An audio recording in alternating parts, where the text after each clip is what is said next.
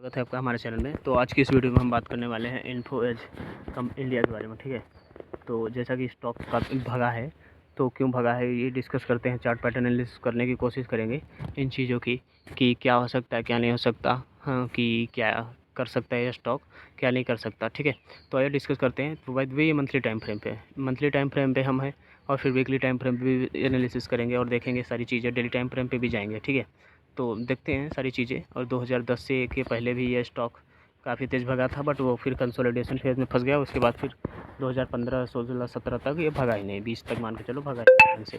ठीक है, तो डिस्कस करते हैं सारी चीज़ें क्यों भाग रहा है। तो पहले आप क्या कहते हैं, इसका चार्ट पैटर्न समझिए थोड़ा बहुत। चार्ट पैटर्न समझने के लिए आपको देखना होगा कि पहले स्टॉक भागता है। ठीक है, एक स्टॉक भागता है, पुल बैक लेता है, फिर भागता है, फिर थोड़ा पुल बैक लेने आया है। क्योंकि जैसा कि आप स्टॉक भागने का रीज़न जानते हैं कि पहले भागेगा, फिर थोड़ा सा पुल बैक लेगा, फिर भागेगा, फिर पुल बैक लेगा। ठीक है, आपको अगर समझाना हो तो अगर कोई स्टॉक ऊपर जा रहा है, फिर पुल बैक लेगा, फिर ऊपर जाएगा, फिर पुल बैक लेगा, फिर ऊपर जाएगा, फिर पुल बैक ले, फिर ऊपर, ऐसे करके भागता है। जैसे गिरता भी है तो भी वैसे ही करता है। ठीक है, गिरता है फिर पुल बैक लेगा, गिरता है फिर पुल बैक, गिरता है पुल। ठीक है, तो इन सब चीज़ों से ज़्यादा घबराने का नहीं। ठीक है, तो अगर हम डिस्कस में बात करें इसके डिटेल्स में, तो ये स्टॉक जो है वो पुल बैक ले रहा था। हाँ, एक रेजिस्टेंस के तक करीब आया, ये वाला जो लेवल है इसको एक बारी ब्रेक किया इसने।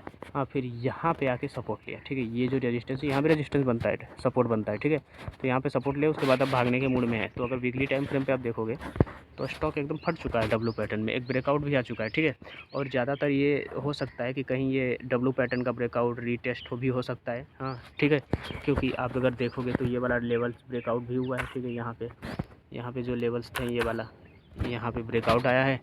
क्या पता कि ये स्टॉक कहीं ऐसा कर दे, ठीक है, कि यहाँ पे टच करके फिर पुल बैक नीचे दे दे। ठीक है, और हो सकता है कि ये जो ट्रैप किया है इन लोगों को, सेलर्स को, जो यहाँ पे सेलर्स को ट्रैप किया फिर ऊपर जाने के मूड में हो।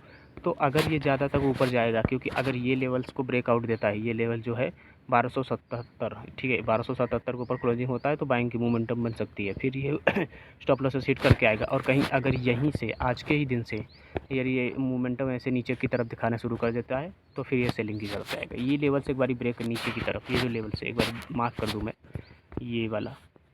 ठीक है, 924 अगर ब्रेक होता है नीचे की तरफ कभी भी, या इधर से ऐसे ब्रेक होता है तो फिर ये सेलिंग जोन होगा। और ये ऊपर का लेवल 1277 अगर ब्रेक होता है तो फिर ये बाइंग जोन होगा ऊपर की तरफ। ठीक है, तो आई होप आपको कुछ समझ में आया होगा। ठीक है, अगर डेली टाइम फ्रेम पे मैं आपको समझाने का प्रयास करूँ तो ये वाले लेवल्स हैं। ठीक है, तो डेली टाइम फ्रेम पे अगर ये वाला लेवल्स ऊपर की तरफ, ये जो है ये 1277 वाला लेवल्स, ये ऐसे क्लोजिंग देता है।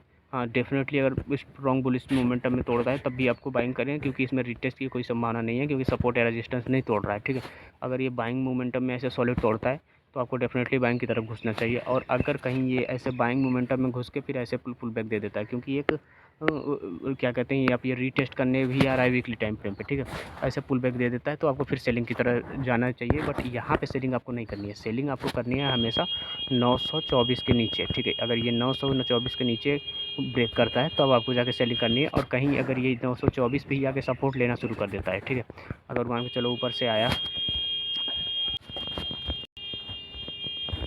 ऐसे मान के चलो 940 पे आया, ठीक है, ऐसे 940 पे आया और इसको ब्रेक किया, ब्रेक करके अगर पुल बैक दे के ऊपर चला गया, ठीक है, अगर मान के चलो ऐसे ही नीचे का क्लोजिंग या यहाँ से भी क्लोजिंग, यहाँ से भी आया, ठीक है, एक बारी देखो, अगर मान के चलो यहाँ से आया, यहाँ से आया, यहाँ से आया, यहाँ से क्लोजिंग दिया और फिर ऊपर जाने के लिए का, ये डेफिनेटली बाइंग जोन, बाय करो, बाय हेयर।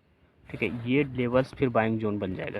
ठीक है, और ये वाला चार्ट पैटर्न जब यहाँ से अगर पुल बैक लिया, अगर ये ब्रेक करके ऐसे एक बारी ब्रेक किया, उसके बाद यहाँ तक अगर ब्रेक किया और ऐसे फिर जाना शुरू किया तो डेफिनेटली ये फिर एक बाइंग जोन बन जाएगा और डेफिनेटली फिर स्टॉक फटेगा। ठीक है, और आपको दोनों सिनेरियोज में मैंने चीज़ें समझा दी कि अगर ये डायरेक्ट ऐसे भी ब्रेक होता है, ये वाला लेवल्स ऐसे भी अगर ब्रेक हो जाता है तब भी आपको बाइंग ही करनी है। ठीक है, और ये अगर बाइंग करके ऐसे क्लोजिंग भी दे देता तब आपको वेट करना है। ठीक है, अगर आप बाइंग में क्योंकि स्टॉप लॉसेस आप स्ट्रॉन्ग रखिएगा, स्टॉप लॉस ये वाले लेवल्स ही आपके बनेंगे, ये लेवल्स भी बन सकते हैं बट ये लेवल्स बनेंगे नहीं। आपको स्टॉप लॉसेस इसको क्लोजिंग दे, जो क्लोजिंग कैंडल है इसी के नीचे रखने, क्योंकि वो ज़्यादा वेट नहीं करना है, पुल बैक देगा तो आपको निकल जाना है तुरंत उसमें से, ज़्यादा इधर तक इस तरह तक स्टॉप लॉसेस, जैसे ये वाले कैंडल है, ठीक है, इधर कैंडल कोई बनी ऐसे, तो आपको डेफिनेटली स्टॉप लॉस उसी के नीचे का रखना है, क्योंकि अगर ये पुल बैक देके ऐसे क्लोजिंग देता है तो फिर कोई मतलब रह नहीं जाएगा फिर बाइंग करने का। ठीक है, तो होप करता हूँ आपको समझ में आएगा। मिलते हैं किसी और वीडियो में, तब तक के लिए बाय बाय।